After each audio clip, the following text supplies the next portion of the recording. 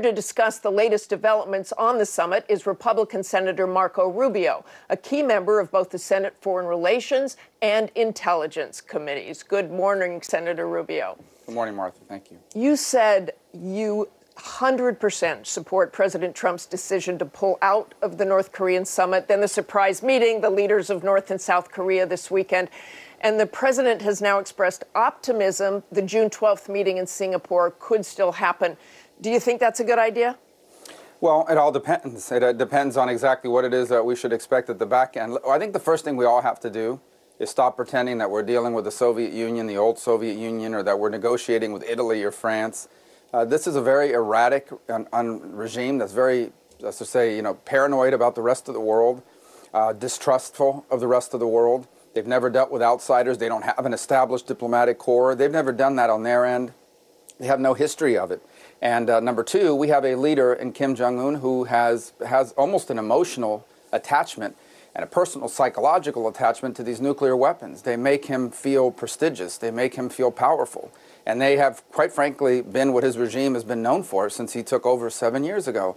The third is, and the most important of all of it is, can he really get rid of them? Because this is a man who has to figure out how to survive in power for 50-something years as a dictator, and is probably afraid that if he gets rid of these weapons, at some point, someone's going to take him out.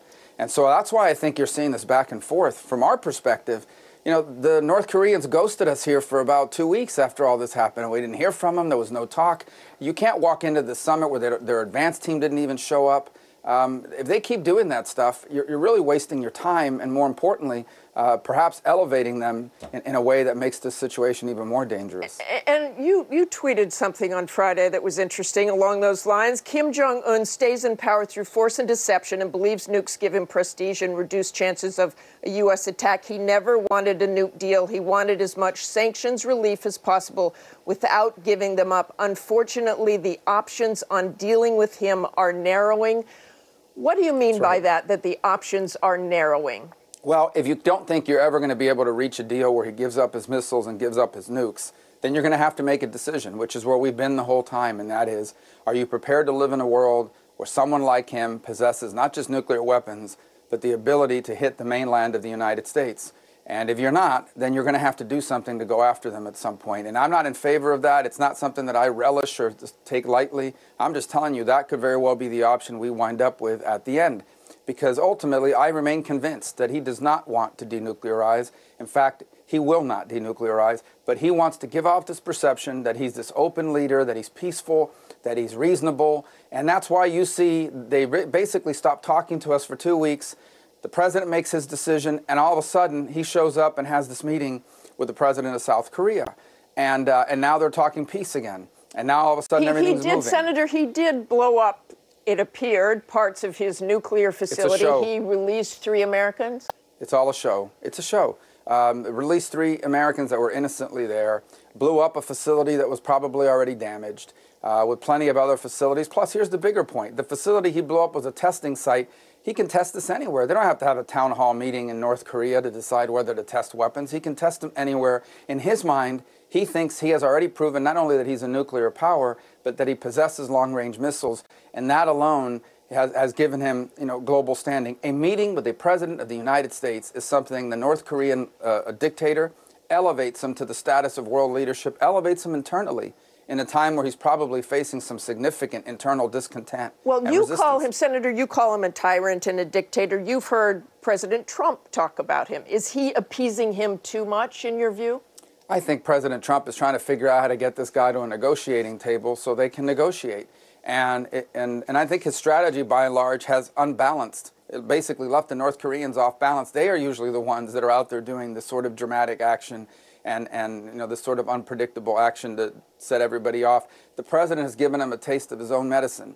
It's a style we've never seen in a presidency before, but it seems to have at least, knocked them off of balance. I can imagine that for all these years, North Korea has been used to dealing with traditional politicians. I give the president credit for that, but ultimately, there's got to be a deal. That may be what sets the conditions, but ultimately, now there have to be a deal, but it has to be verifiable. That is a very difficult thing to accomplish with a country in North Korea that has no history of diplomacy, no history of negotiations, and no one around that's ever done this before. I want to get to China and put up a Washington Post headline from this week. Rubio emerges as one of Trump administration's loudest critics on China. Let's talk about ZTE, that large Chinese telecom firm. The Trump administration wants to lift sanctions on ZTE because President Xi appealed to them to do that, even though ZTE had sold equipment to Iran and North Korea. Is he appeasing China too much? So I talked to the president at length on Friday night, and I think I understand kind of where we're coming at this in different ways. For the president and for some of his administration, the ZTE issue is we're going to punish this company for breaking U.S. sanctions, and the punishment I'm going to inflict on them is more than anything the previous administration did, more than any other administration's ever done. And if this was just an enforcement function, I would agree with him. The difference between myself and the administration then is I don't just view the ZTE issue as a punishment on ZTE. I view it in the context of the larger China issue. China is trying to overtake the United States as the world's most powerful country. They're not doing it by out-innovating us or out-competing us. They are doing it by stealing. They steal our intellectual property. They force our companies to transfer this stuff over. And the only way that we're going to stop them is that they face significant consequences for continuing what they are doing. Putting out of business a company like ZTE is the kind of significant consequence that China would respond to understand that we're serious. And so while the administration is viewing it solely as recalibrating the punishment on ZTE for sanctions, I'm viewing it as an opportunity to impose a real cost on China for everything else that they're doing. And I think that's where the difference of opinion comes from. And you think Congress will pass a bill prohibiting the administration from lifting the sanctions? Well, I think Congress should pass a bill that goes further than just ZTE. I've already proposed the bill, and I'll propose language, and I think we can get it passed that basically prohibits this continuing transfer of U.S. technology to the Chinese by our companies under duress in key industries. China's told us what those industries are. It's called Made in China 2025. It's quantum computing, 5G technology, all the major industries that will dominate this century. They've told us what they are. There is no way that our American companies, that it should be legal for them to have to transfer or to transfer key technologies in those sectors to the Chinese. And Senator Rubio, just quickly here in the end, on the so-called FBI informant, President Trump says that the FBI had a spy in his campaign. I know you were not in those classified meetings this week, but based on what you have seen, is the president telling the truth?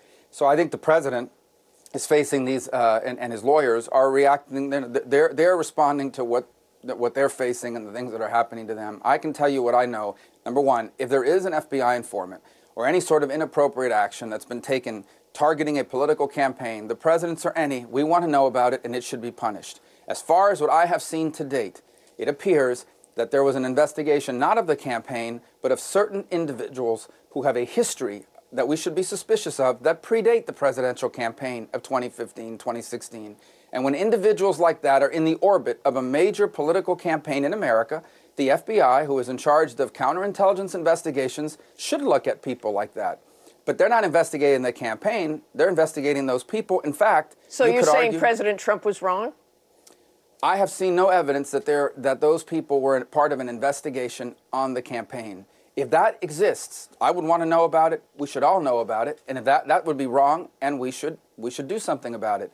But up to now, what I have seen is evidence that they were investigating individuals with a history of links to Russia that were concerning. And that was appropriate if that's all that happened. Thanks very much for joining us this morning, Senator Rubio. Thank you.